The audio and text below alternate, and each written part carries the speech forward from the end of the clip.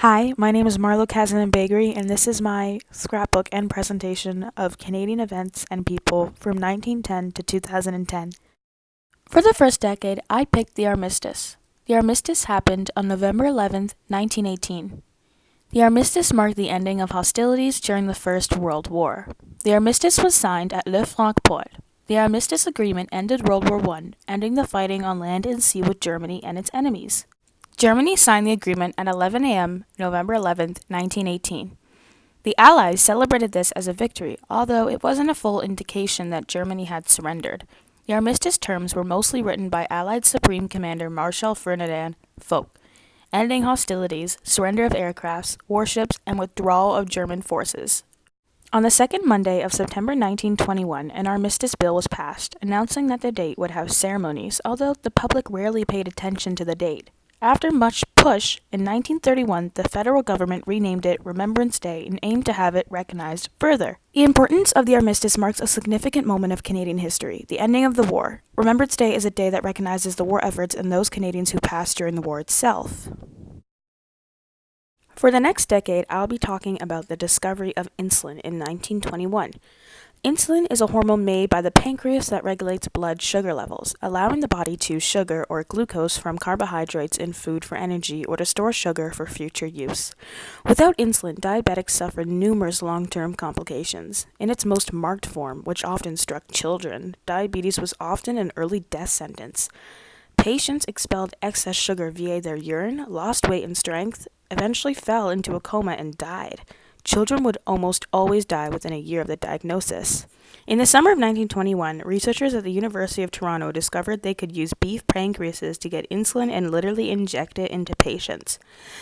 Frederick Banting, who had trained as a surgeon at the University of Toronto, came up with this idea, and he was paired with Charles Best, a young chemistry student who helped him isolate the insulin produced by the pancreas. The University of Toronto supervised insulin production on the basis of patients given to it by members of the discovery team, and this discovery established the University of Toronto as a first-class research institution. It licensed manufacturers who by the end of 1923 were able to make insulin available to diabetics over the globe. Banting was the first Canadian, along with J.J.R. Macleod, the director of the laboratory, to receive a Nobel Prize when he was awarded the Nobel Prize for Physiology or Medicine in 1923. For the decade of the 1930s, I'll be talking about the Statute of Westminster, 1931. The Statute of Westminster was a famous law set by the British government. It indicated to the public the power of the Canadian Parliament and the power of the dominions of other Commonwealth members. It was highly important because it indicated freedom to those a part of the Commonwealth to have legal freedom unless if they'd rather be obedient to Britain. The law was put in place by Britain on the 11th of December in 1931. Beforehand, Britain had authority over the other members of the Commonwealth's decisions until the First War stirred independence for many countries, including Canada. Originally, Britain would override Canada's legislative decisions until when Britain asked Canada to help occupation forces in Turkey, William Lyon Mackenzie refused, stating he needed Ottawa's parliament decision first. It was only later, when imperial conferences took place, that the inspiration for the Statute of Westminster truly begun. During the first imperial conference, Lord Balfour suggested that all of the Commonwealth dominions should be granted legal freedom. The two imperial conferences in 1929 and 1930 helped to push the idea that all dominions were equal in status. The legal system of Britain's Commonwealth was incredibly complex, so these imperial conferences worked towards agreement on changes of this system. Although Canada was allowed government freedom in 1867, it wasn't until the Statute of Westminster was passed in 1931 allowing Canada to enjoy legal freedom. The Statute of Westminster was a huge moment in Canadian history as it was a monumental event which allowed the Canadian Parliament to pass laws without the consent or surveillance of the British Parliament. And here I have a picture of the Statute of Westminster. For an influential Canadian of the 1940s, I chose Portia White. Portia White was one of Canada's most beloved singers. As a child, she attended church choirs, sang from the opera Lucia de Lammermoor, and walked almost 10 miles each week just to attend music lessons. Throughout her childhood, her dream was to become a professional singer. She attended Dalhousie University and graduated with her teaching degree in 1929, and became a teacher in Nova Scotia's small communities. She continued to take voice lessons throughout the 1930s at the Halifax Conservatory for Music. Meanwhile, she took on many other opportunities, such as singing on the radio and competing in the Halifax Music Festival, where she won the Kennedy Silver Cup and performed recitals. She practiced her craft until the work finally paid off as she won a scholarship at the Halifax Conservatory of Music to study with Ernesto Vinci as a contralto. After doing many recitals around Canada, she finally gave up her teaching job to focus on singing. It certainly wasn't easy for her. She was rejected, insulted, brought down, and pushed away for her race. Finally, in 1944, she performed at New York's Town Hall, the first Canadian to perform there. Throughout the 1940s, her career sprung into action as she performed many more times, including New York's Town Hall, and had a talent trust named the Scotia Talent Trust made just to support her career. Portia White was considered one of the most influential Canadian women throughout the decade of 1940 to 1949. She's an aspiring symbol for women of color, proving that you can do anything, no matter what race, ethnicity, sex, or gender. Her success brought a whole new wave of African American success to Canada. 1951, Charlotte Whitten becomes first female mayor of Ottawa. Although Whitten represents a key part of Canadian history, her beliefs were considered quite controversial. Whitten was remembered for her incredible contributions for creating a relief policy during the Great Depression. She was one of the biggest contributors for the Canadian Council on Child Welfare, which was later called the Canadian Welfare Council or the Canadian Council for Social Development, 1920 to 1941. She resigned from the council in 1941 and later became a huge voice behind the feminist movement and for equal rights of women in the workplace. But many people questioned her feminist views as they did not align with her views on women in terms of welfare state, for she did not support women who were married and chose to work. Throughout the controversy, she managed to join the Ottawa Municipal Council as their controller in 1950, where she was later elected as Ottawa's first female mayor in 1951 and was elected many more times, such as in 1952, 1954, 1960, and 1962. Although Charlotte Whitten did have some questionable feminist views that may not have supported many women, she's still recognized as a feminist icon in a way. As Ottawa's first female mayor, she succeeded and fought for women's rights in the workplace for years. Her work on the Welfare Council is still recognized to this day. She's considered one of Canada's most influential mayors. Moving on to the 1960s, I'll be talking about the new flag of 1965. Official flag for Canada from 1867 to 1965 was a visual representation of Canada's colonial history, with a Union Jack in the upper left section against a red background. A new design with 3 maple leaves on a white square center square with blue bars on each side was introduced to Parliament in June 3, 1964.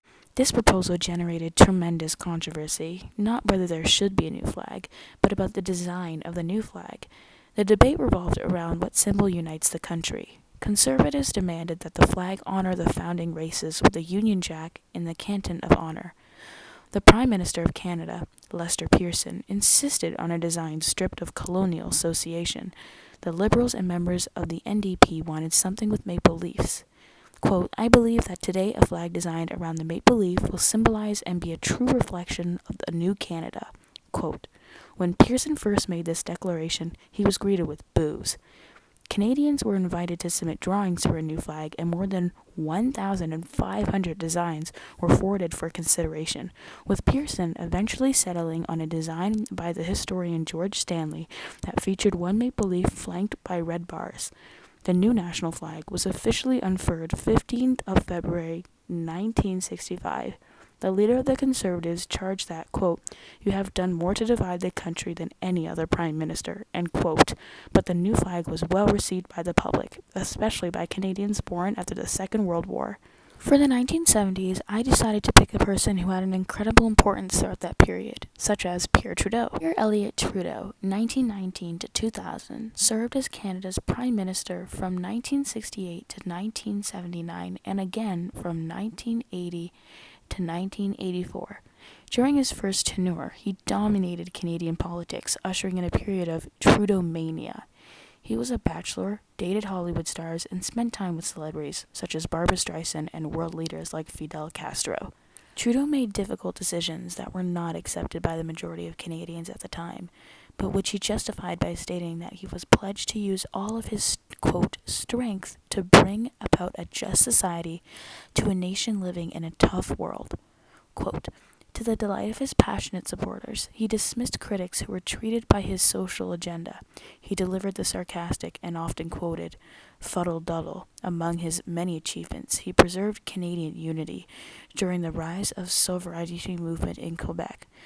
He implemented official bilingualism and eventually, during his return to the Prime Minister's office in 1980s, repatriated the Constitution and established the Canadian Charter of Rights and Freedoms.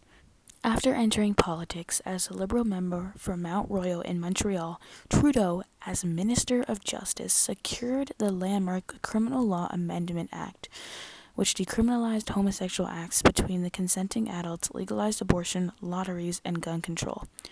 Trudeau defended the act by stating that, quote, there is no place for the state in the bedrooms of the nation, end quote. This was a sign of social change to come when Trudeau was elected Prime Minister in 1968. His first act was the passing of the Official Languages Act, which recognized French and English as Canada's two official languages. This was followed by the announcement of a multiculturalism policy in 1971, which recognized a plurality of cultures, quote, a multicultural policy within a bilingual framework, end quote.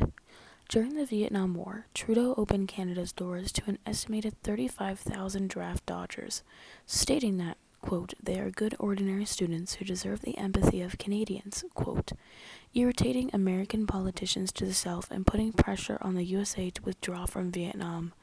After a decade-long debate on whether the state has a right to take the life of one of its citizens, he delivered an impassioned speech that led to the passing of Bill C-64 in 1974 that led to the abolishment of the death penalty in Canada. This act, along with the Criminal Law Amendment Act, contributed greatly to the creation of a Canadian culture of social justice that marked Canada as a very different nation than its powerful neighbor to the south.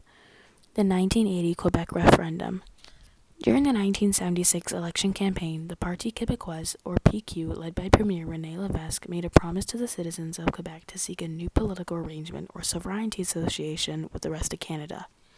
In fulfillment of this promise, the PQ held a referendum in 1980 asking the citizens of Quebec to give it a mandate to negotiate a new constitutional agreement with the rest of Canada based on the equality of nations, or Quebec and the rest of Canada. Nearly 60% of Quebecois voted against this plan, which did not even win a majority even amongst Francophone voters. Quebecois gave a firm no to the referendum. This stunning defeat of the ambitions of the separatist movement was followed by a period of intense constitutional discussion that left an imprint of the Canadian political landscape. Dr. Roberta Bondar becomes first Canadian woman in space, 1992. Dr. Roberta was born in Ontario. She obtained her Bachelor of Science in Zoology and Agriculture at University of Guelph, a Master of Science in Experimental Pathology from Western University, a PhD in Neuroscience from the University of Toronto, and her Doctorate in Medicine from McMaster University. Bondar explored her interest in many different areas such as photography, neuroscience, skydiving, scuba diving, and she was also a pilot. Being an astronaut was a long-time dream of Dr. Roberta Bondar. She was one of 6 astronauts selected in 1983. She was the first Canadian woman in space. She trained throughout the years following 1983 and was selected as a payload specialist during the first International Microgravity Laboratory mission. She performed key experiments aboard the NASA Space Shuttle Discovery. Bondar's success is a demonstration of Canadian pride and an achievement for Canadian women. Her hard work inspired the next generation of astronauts, including the next woman to follow her. She marked a key moment in Canadian history. And finally, for the decade from 2000 to 2010, I'll be talking about Kathy Dunderdale. Kathy Dunderdale was the first female premier of Newfoundland and Labrador. She served from 2010 to 2014, but stepped down as leader of the Conservative Party and premier of the province just 3 years after being elected. Throughout her career, Dunderdale very quietly made great strides for gender equality. She pushed hard for gender-based employment targets when she served as a cabinet minister that allowed many women to attain high-ranking positions. However, her legacy is overshadowed by the problems associated with the hydroelectric mega project known as the Muskrat Falls. In January 2014, many parts of the province were without power for several days during a bitterly cold period. Dunderdale appeared on television and announced to the people of the province, who were shivering in the dark, that this was not a crisis. She resigned shortly after this announcement. Thank you so much for listening to my presentation. The full assignment has been submitted online and the bibliography has been shared. Thank you so much.